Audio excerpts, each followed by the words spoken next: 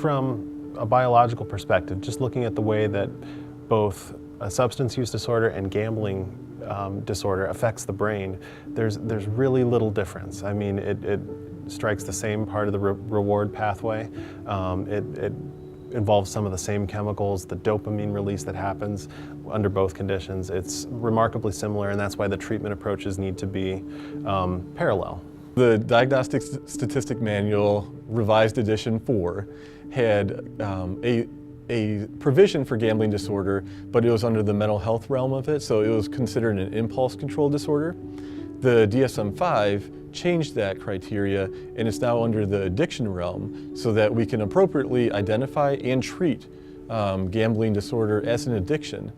And it also reduced the criteria that one might qualify for the gambling addiction to better mimic that of substance abuse disorders. They're so similar. They have features of withdrawal, tolerance, again, negative impact of the life environment, and several others that they share in common. Gambling disorder is probably 85% the same as substance use disorders, where you're ingesting alcohol or cocaine or another drug. But it's different in the sense that it's a lot of finances are elevated, and it's also invisible. If I was drunk right now or high, everyone would be able to tell I was slurring my words or getting confused or something, but I could have lost $10,000 on my way over here on my smartphone, and it's not visible. I didn't walk into the studio with lottery breath.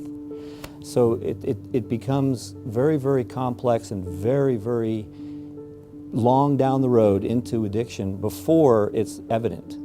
So when people start to steal from employers, or they start to write bad checks, or they start identity theft, or taking money from the household or their kids' college funds, or having second mortgages on homes that their spouse or partner don't know about, that's when it becomes evident, and by then it's hundreds of thousands of dollars in.